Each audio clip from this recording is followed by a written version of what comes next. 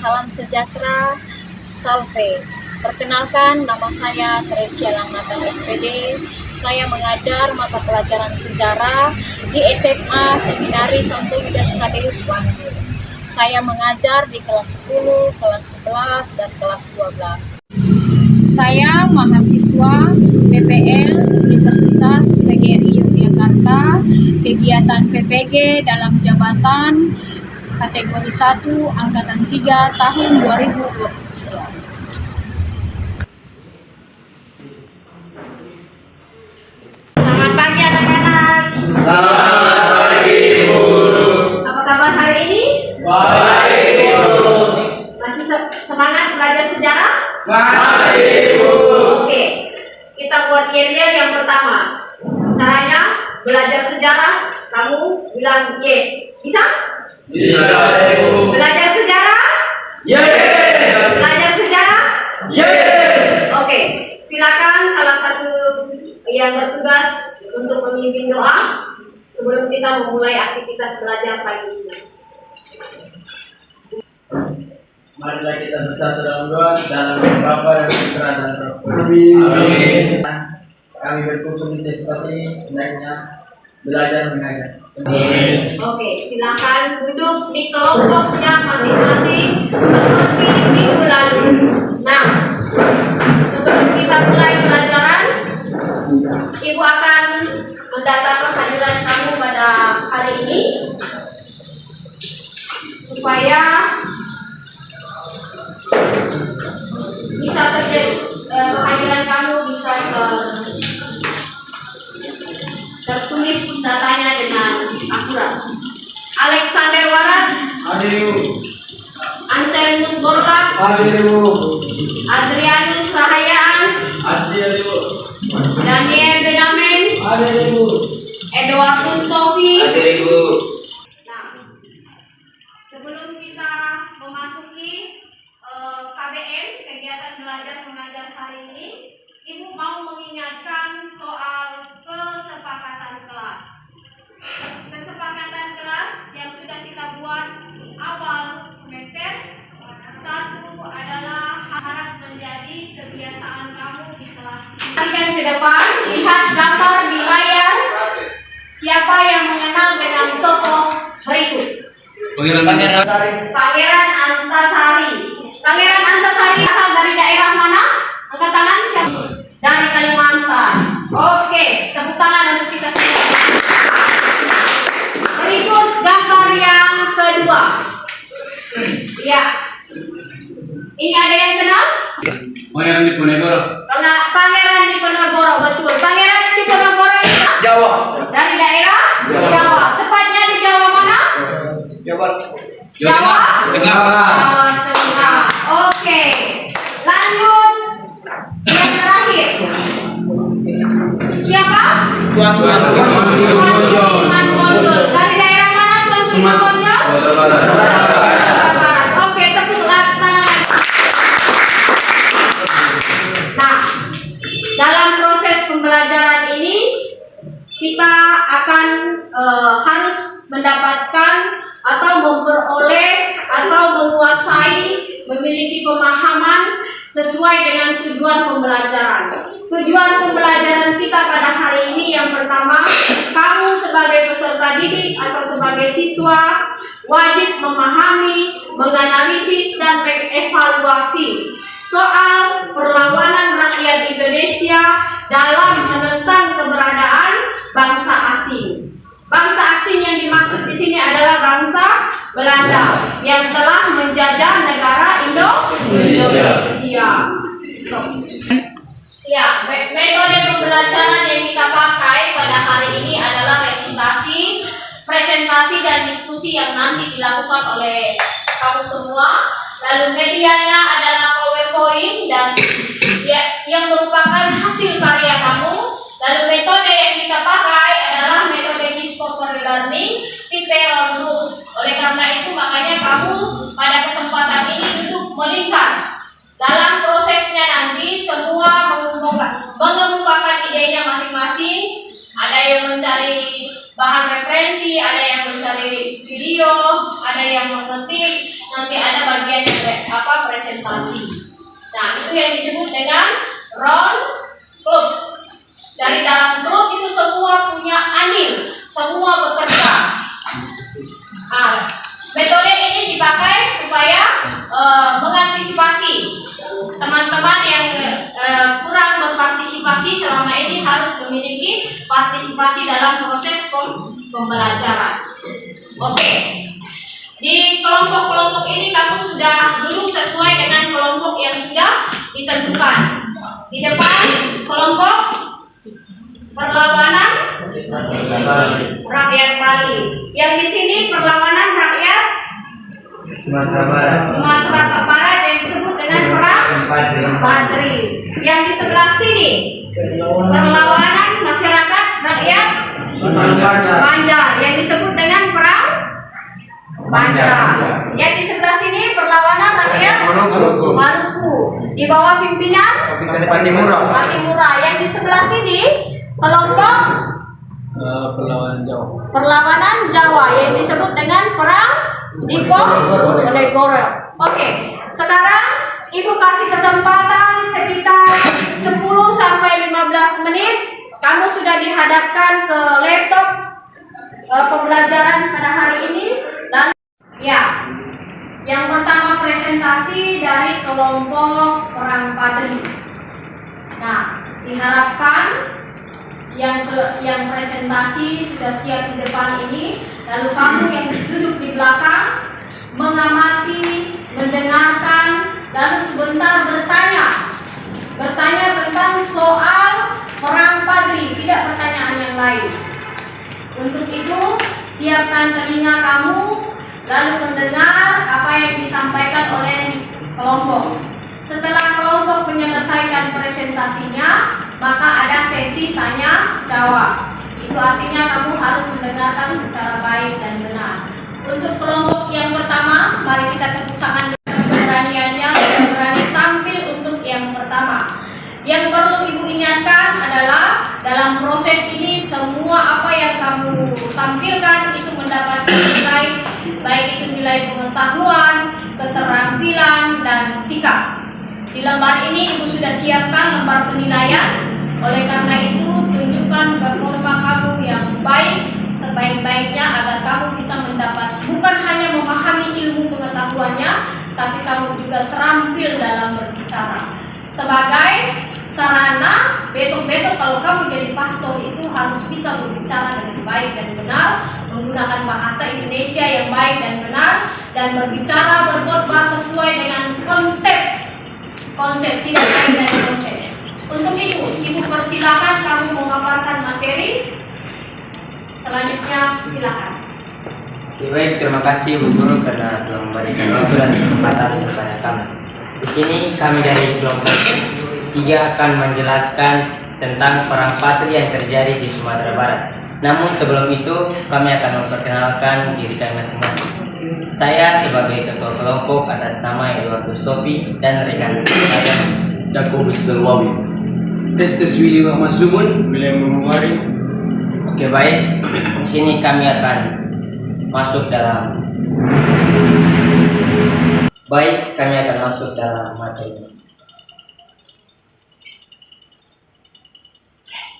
Yang pertama, pengertian perang Padri. Perang Padri adalah perang yang berlangsung di Sumatera dan sekitar, terutama di kawasan kerajaan Paguruyung dari tahun 1803 hingga 1838. Bermula dari konflik internal masyarakat Minangkabau antara golongan adat dan golongan ulama. Perang ini akhirnya berubah menjadi perang perlawanan pemerintah kolonial Belanda. Oke, yang selanjutnya kami akan menjelaskan tentang latar belakang yang melatar belakangi sehingga perang Padri ini terjadi.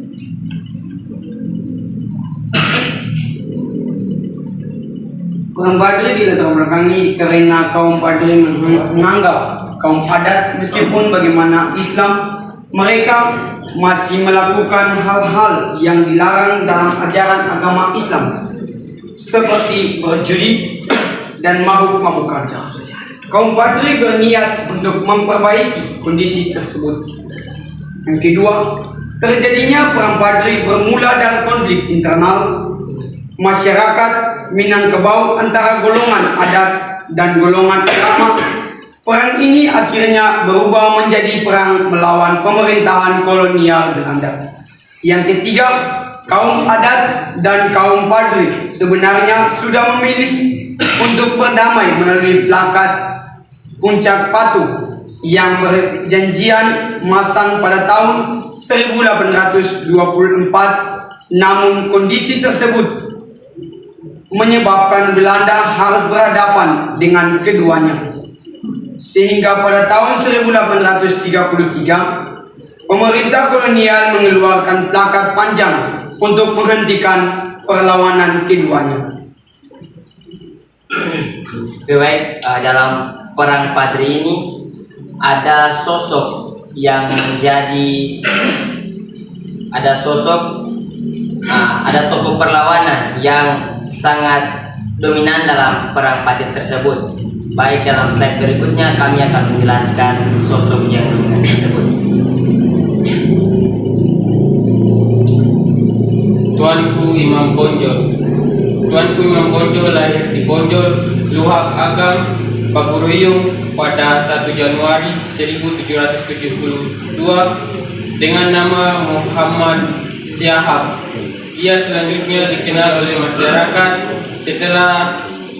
setempat dengan nama Syekh Muhammad Syekh Bonjol atau Inyi Bonjol.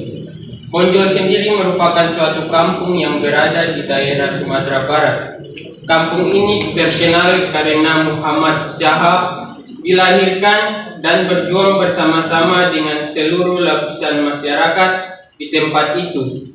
Mereka saling bekerja sama menentang penjajahan dan memperjuangkan kemerdekaan Indonesia. Oke, seperti yang telah disampaikan bahwa tokoh perlawanan yang dominan pada perang Padri ialah Tuanku Imam Bonjol. Maka dari itu kami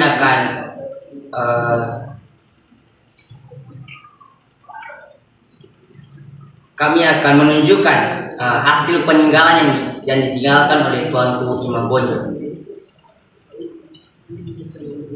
Peninggalan sejarah Tuanku Imam Bonjol. Yang pertama ialah Mariam Sultan Palembang. Peninggalan sejarah Tuanku Imam Bonjol yang dibahas pertama yaitu Mariam Sultan Palembang. Salah satu jenis senjata yang memakai mesiu dan peluru yang terbuat dari besi bulat ini dahulu digunakan oleh Tuanku Imam Bonjol saat melawan penjajah Belanda dan menegakkan agama Islam.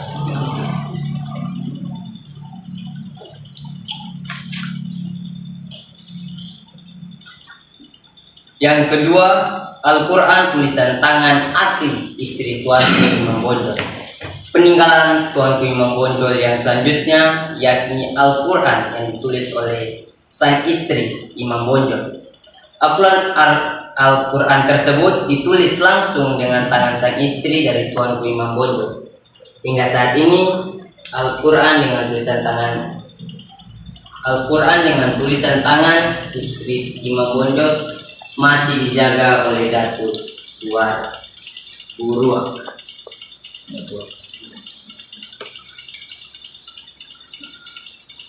Oke, baik, ini sedikit gambaran tentang perang Padri kaum Perak. Atas kesempatan yang diberikan kepada kami dari kelompok 2 ini mempresentasikan hasil diskusi kami mengenai perlawanan rakyat Bali. Perlawanan rakyat Bali dilatar belakangi oleh munculnya rakyat Bali di bawah pimpinan Patih Ketut Jelantik. Patih Ketut Jelantik adalah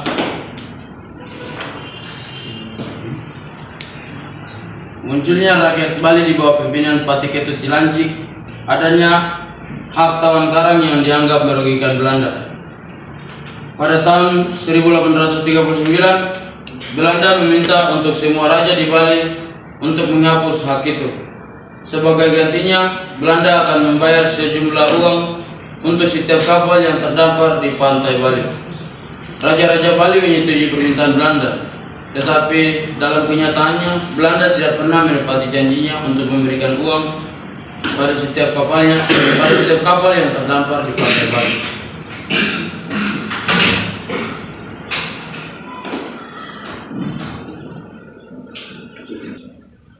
Pada tahun 1844, Raja Buleleng I Gusti Ngurah Made Karangsem merampas kapal Belanda yang secara kebetulan terdampar di pantai Buleleng. Raja Buleleng dan Pati Ketut Jelantik tidak menyerahkannya. Terlibat dalam perlawanan rakyat Bali yaitu I Gusti Kitin. Berikut peninggalan-peninggalan rakyat Bali yang masih ada sampai sekarang. Yang pertama, kapal karam USS Liberty milik Amerika. Dan yang kedua, Puri Kelungkung atau Kertagosa.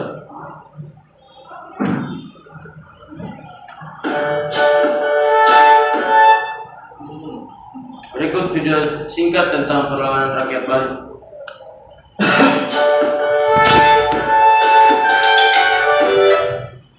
Kembali lagi dengan saya Tunggung Islam Gunawan. Perang ini terjadi akibat protes Belanda terhadap hak tawan karam, yaitu aturan yang memberi hak kepada kerajaan-kerajaan Bali untuk merampas kapal asing beserta muatannya yang terdampar di Bali.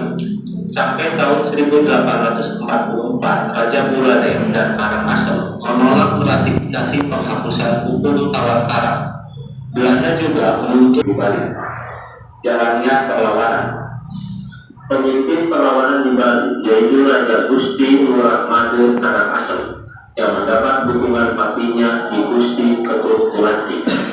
Pada tanggal 27 Juni 1846, pertempuran sengit terjadi antara para pejuang dari Buleleng dibantu oleh para pejuang Karangasem dan Ki Gusti Ketut Jelantik tertangkap dan terbunuh dalam upaya untuk mempertahankan diri.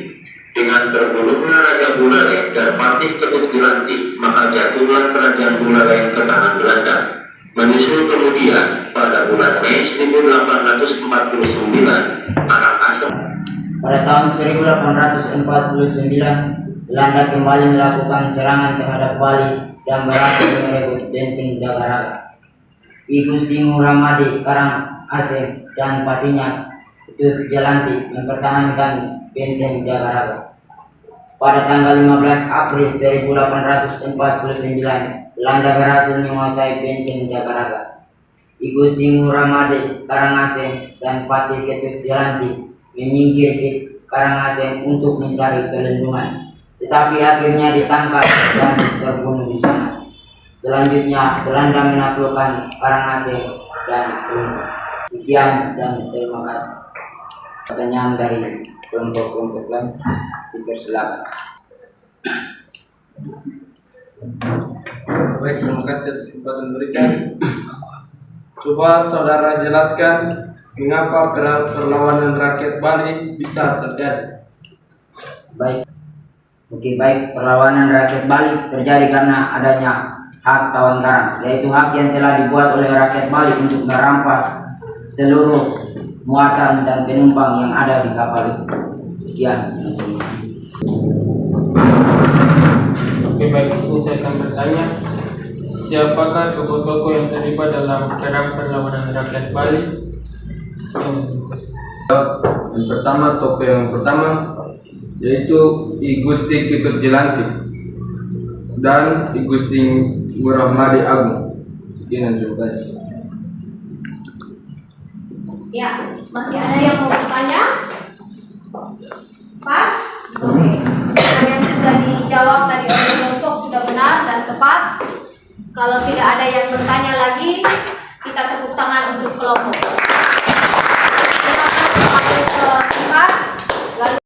Perkenalkan, nama saya Yohanes Paulus Rahawalin selaku ketua kelompok.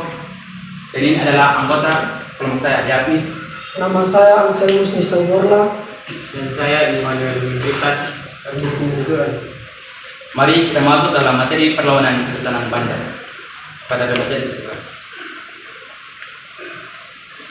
Perlawanan Kesultanan Banjar merupakan perlawanan yang dilakukan oleh Pangeran Antasari terhadap pemerintahan kolonial Belanda pada saat yang menduduki wilayah Kesultanan Banjar.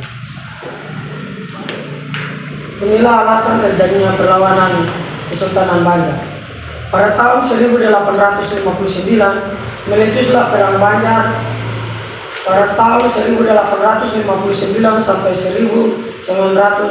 Tempat soal yang ada di depan. Bagian refleksi dan soal. Bagaimana kepemimpinan dalam memperjuangkan daerah dari bangsa Barat yang dilakukan oleh Patimura, oleh Tuan Imam Bonjol, Pangeran Diponegoro, Ki Gusti Ngurah Rai, dan Pangeran Antasari.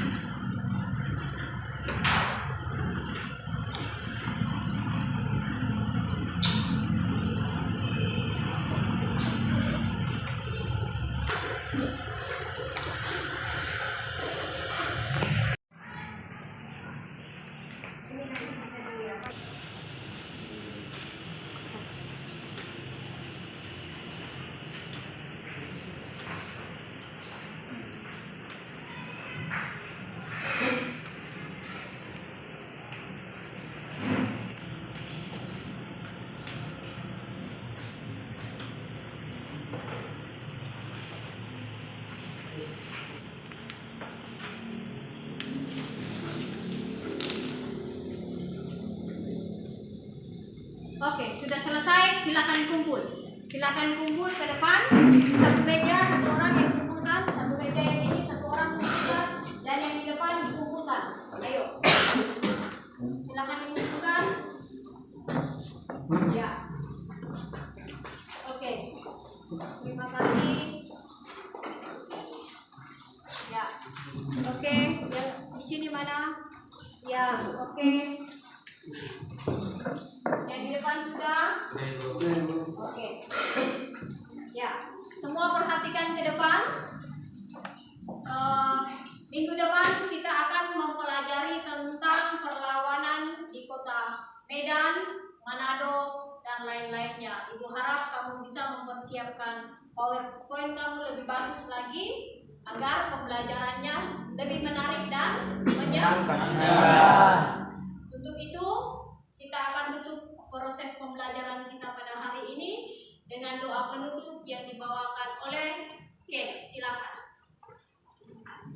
Dan terkasih mari kita bersatu dalam doa dalam nama Bapa dan Putra dan Roh Kudus. Amin. Ya Tuhan, puji syukur kami haturkan kepadamu ya Bapa atas penyertaan belas kasihan-Mu dari pagi hingga siang hari ini. Ya Bapa, di siang hari ini kami telah selesai belajar. Kiranya apa yang tadi kami kerjakan, apa yang kami buat bisa mengaturkan kepadamu dengan perantaraan Kristus Tuhan kami. Amin. Santo Inus Tadeus. Amin. Bapa dan Putra dan Roh Kudus. Amin. Ya,